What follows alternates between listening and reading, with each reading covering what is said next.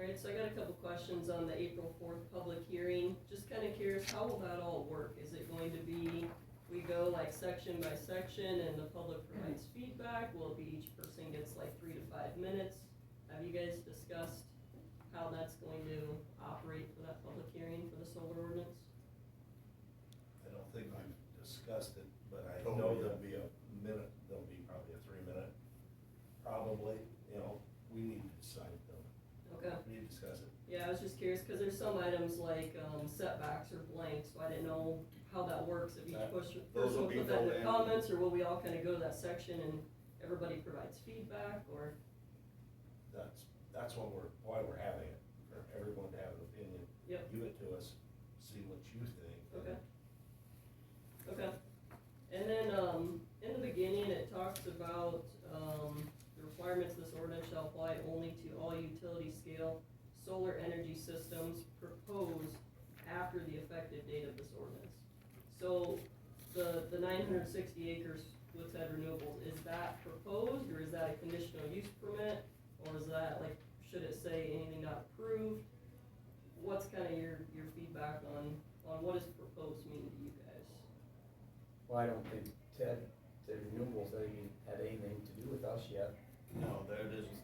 I don't feel that that's even proposed yet. Yeah, they Okay. they haven't contacted us all at all. Okay, I just think you might wanna make sure that's clear in here, just for Lynn speaking here, if they buy their farm, that's something that's gonna, the people that live in that area that's already signed up, they're gonna say, well, what does proposed mean? So, if you wanna kinda think about that, that'd be something good to, Well, and it's also, the ordinance is coming after this proposed thing, so I'm just kinda wondering, okay, does their deal go through and then we have an ordinance? I know. I mean, No, how is that going to No, work? that one, no. That won't happen that way.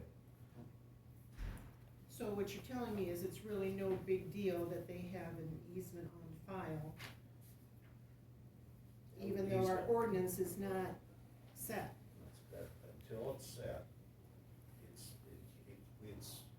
it's almost like we have a moratorium on it. Until it's set, no action can be taken. Okay. Yeah. So his group of lawyers couldn't come after you and say, well, there was no ordinance set, I mean, we could just come into this county and do it. Yeah, who knows, when you throw a bunch of lawyers into things, you don't know what's gonna happen.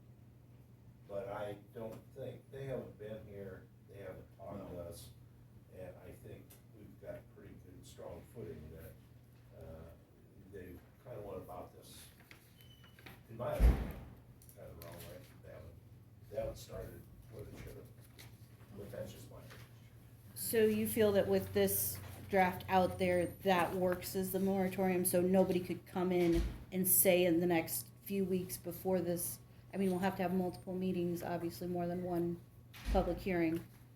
That takes time. I didn't know if we needed to worry about them coming in to propose something before this gets in effect. They can go to any landowner they want and ask for an easement.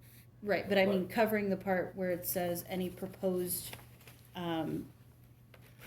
energy system after the effective date. I didn't know if they could try to come in and get their program proposed before the effective date, or if this, having the draft is considered legally a moratorium, or if that's my just, understanding, it's legally, we're working on this, new ordinance, and until it's approved, nothing can be done. Would you be able to clarify on page 6 what number 3 is? There's so much legalese in it, I can't really even understand what they're talking about. Just kind of summarize, page 6, number 3, just sort of summarize what the point of that is. Like, I wasn't even sure what an erstwhile dominant owner was. I haven't heard an erstwhile dominant owner phrase before.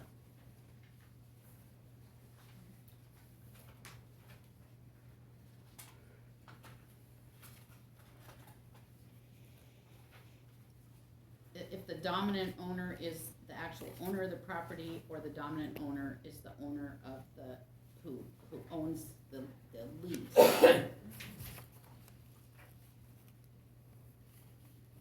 On page 3, section B explains what the dominant estate is, and E is a serving state. Does that answer your question, Jeff? Well, just on page 6, with the erstwhile dominant owner, I guess I've read it like twice, but it would be who holds the easement is the dominant owner, is that correct? I believe so. Okay, and,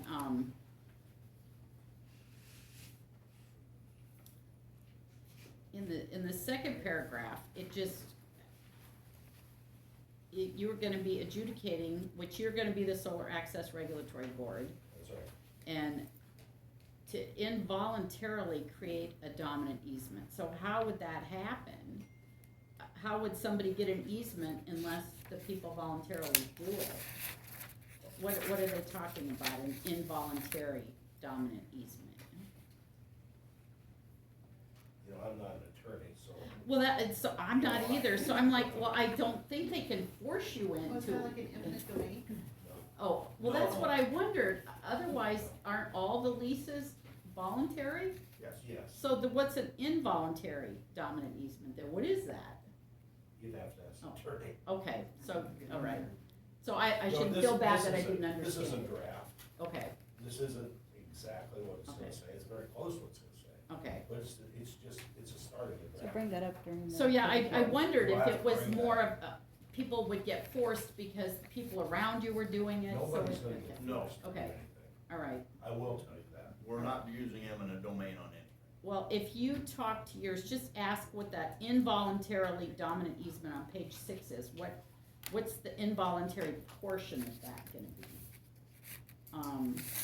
And then, so then the board shall not entertain and is hereby forbidden to exercise power of dubious constitutionality. It's like, that was a big sentence too, like, what would you be doing there? And it feels like it goes with the involuntary. Yeah, so that whole second paragraph, excuse me, is just, I needed it to be 101. Solar easement 101 for me to understand. Thank you. But I did wanna really thank you guys, the ordinance looks very good, to protect the people, the land, the livestock, the people that don't want it, as well as the people that do in the county. There is a lot of really good stuff in here, so appreciate you guys taking the time to, there's a lot of very good points in here, so thank you for that. I agree, Heather. I think it's a real good ordinance. Yeah. And I think it's good for everybody on both sides. I had a question on the size limit. It sounds really good. Is there anything that prevents a company though from saying, okay, we're gonna call this 25 acres or whatever, we're gonna call this Goldfinch. And then they start another one apply and we're gonna call this one soybean wind farm. And then they're gonna have another 20, they call it, soybean solar farm. We're gonna call this one corn solar farm. They just name them different things and keep filing. Is there anything to stop them from that? I don't know. I don't know that. I know they have to, I believe in here it says they have to be about part Okay, solar project. okay.